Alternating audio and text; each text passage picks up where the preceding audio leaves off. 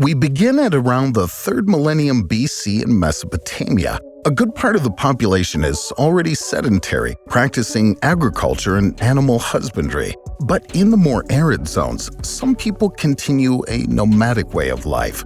At that time, a 220-kilometer-long wall is built to separate the cultivated lands and the pastures used by the nomads. This wall, barely more than 1 meter high, is made of dry stone and is relatively fragile. It therefore probably does not have a defensive function per se, but rather serves as a delimitation or border between two ways of life. Around this same period, further east, the powerful 3rd dynasty of Ur controls the Tigris-Euphrates basin, but its northwestern border is regularly attacked by nomadic Amorite tribes. The king of Ur then builds a fortified wall, or possibly a set of defensive ramparts about 280 kilometers long, linking the Tigris and the Euphrates. But Ur has other enemies, including Elam to the east, who in 2004 BC forms a coalition and seizes the capital. The Amorite wall then disappears without a trace. Only ancient texts mention it. If it did exist, its exact layout and composition are still unknown today. In Asia, the king of Qin finishes unifying the surrounding kingdoms and forms the Qin dynasty in 221 BC. But in the north, nomadic Turco-Mongol tribes called the Xiongnu threaten. The emperor then builds a great wall 6 meters high, replacing old defensive walls that became obsolete. Tens of thousands of forced laborers are mobilized for the construction of the stone and clay structure. It has, on the one hand, a defensive function, and on the other hand, it delimits the border between the external world, nomadic and considered barbaric, and the internal world, unified and said to be civilized. Later, the Han dynasty, after victories against the Xiongnu, extends the wall so that in the 1st century AD, it's 4,000 kilometers long, linking present-day Korea to the Gobi Desert. In the 2nd century AD, the Roman Empire is at its peak, controlling all the coasts of the Mediterranean basin. The threat is then the peoples called barbarians, who live all around the empire. Limes are built, that is to say, sets of roads, palisades, walls, watchtowers, and ditches that are adapted to the terrain, following ridges and linking rivers. But they are not continuous nor homogeneous. In 122, in the province of Brittany, the Emperor Hadrian puts an end to the expansionist policy of his predecessors and builds a wall that bears his name, isolating the Celtic peoples of the north. About 4 meters high, it's made of stone and peat and is bordered by ditches. It's 117 kilometers long and connects the North Sea to the Irish Sea. A few years later, Hadrian's adopted son Antoninus, after military campaigns, pushes the border further north and builds a new wall which also bears his name. On the continent, other limes are built to push back the Germanic peoples. The most important one links the Rhine and the Danube over a stretch of 550 kilometers, including hundreds of watchtowers and forts. In total, more than 5,000 kilometers of limes are built all around the empire. Their function is mainly to prevent large population movements and military invasions. However, since they are not totally hermetic and are located on the borders, the limes gradually become places of commercial exchange between the Romans and barbarian merchants. They attract more and more foreigners who come to settle near the limes, including on the Roman side, without there being any conquests or invasions.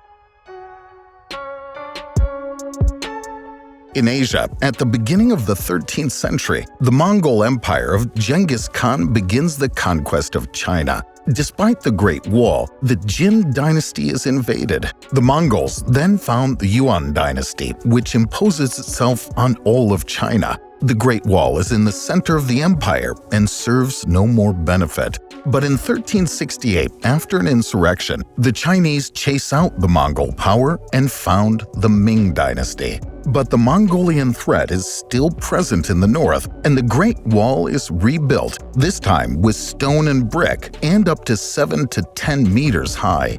Towards the end of the 16th century, its construction is completed. Hundreds of thousands of soldiers form permanent garrisons all along the Great Wall, but its construction, its maintenance, and the permanent garrisons cost the empire dearly, and the economy deteriorates, which provokes revolts.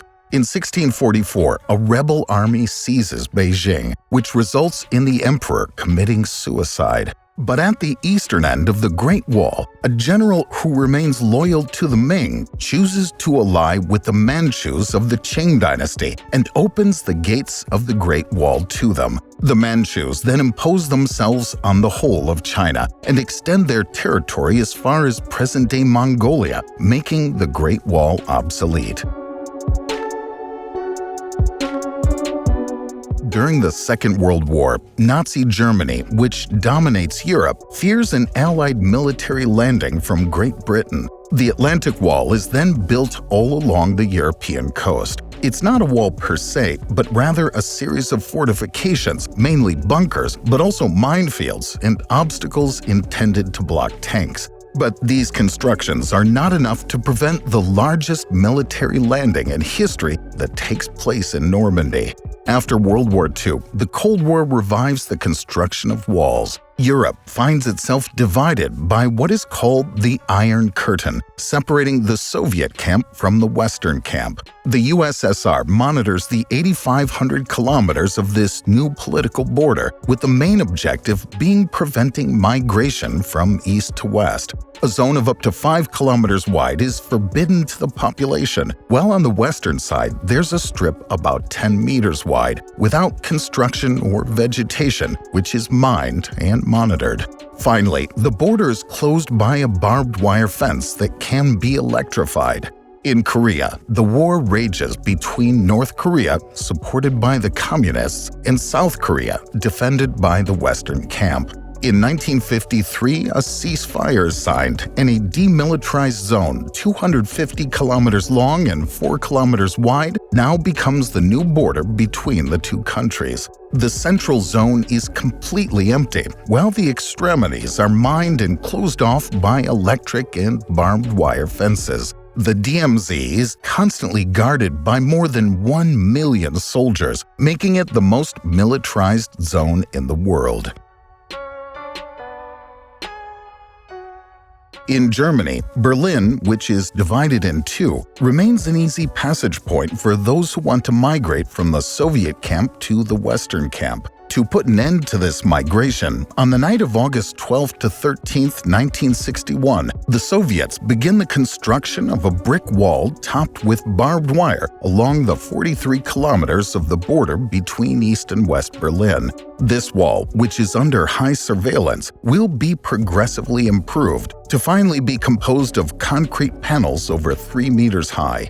In 1969, in Belfast, violent clashes take place between Catholics, who are victims of discrimination, and Protestants. Little by little, walls are installed throughout the city to separate Catholic and Protestant neighborhoods. Called walls of peace, they can be metal fences or brick and concrete walls that can measure up to 7 meters high. In the Mediterranean Sea, Cyprus, which has been independent since 1960, is torn by violence between the Greek and Turkish communities. In 1974, Greece, which dreams of annexing Cyprus, supports a coup d'etat. In response, Turkey invades the north of the island. After a ceasefire, a buffer zone called the Green Line is created to divide the island in two, including the capital Nicosia. This 180-kilometer-long zone is under the supervision of the United Nations.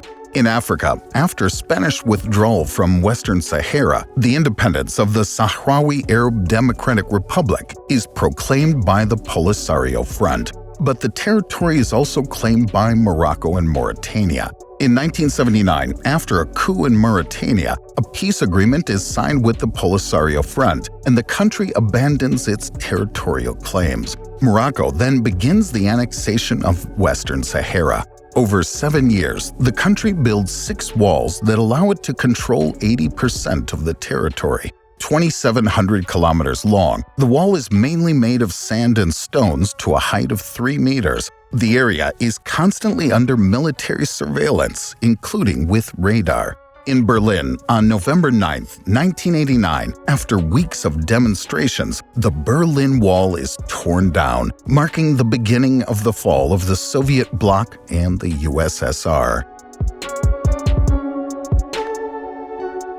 Despite the end of the Cold War, the construction of new walls explodes in the world at the beginning of the 21st century. In Asia, India and Pakistan are fighting for control of Kashmir since 1947. The region is divided between the two countries, with some little parts under Chinese control. In 2004, India finalizes the construction of 550 kilometers of walls on its part, mainly barbed wire fences intended to prevent infiltration of Pakistani separatists onto its territory. At the same time, Israel, after the Second Intifada, builds a 730-kilometer-long wall in the West Bank to prevent attacks on its territory. But during its construction, Israel takes the opportunity to encroach on the Palestinian territories. This wall is mainly made of barbed wire fences that are bordered by a road that allows the passage of patrols. Where it goes through towns, it's composed of concrete slabs up to 8 meters high. In the Gaza Strip, after Hamas takes power, Israel and Egypt begin building walls all around the enclave to block migration, smuggling, and attacks. The wall built by Israel goes several dozen meters deep into the ground to prevent the construction of tunnels.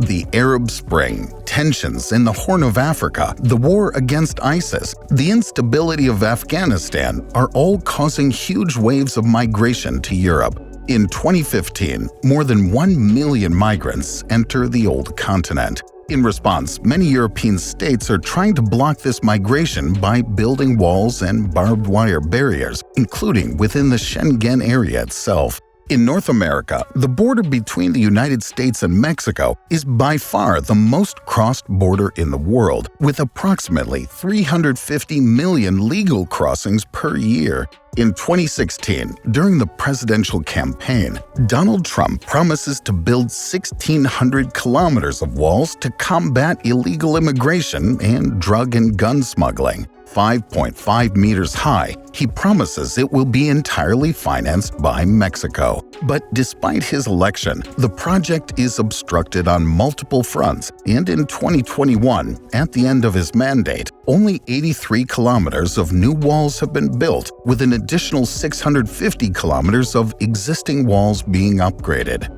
In addition to all of this nation-state wall building, more and more walls are being built all over the world to isolate rich neighborhoods from poor ones.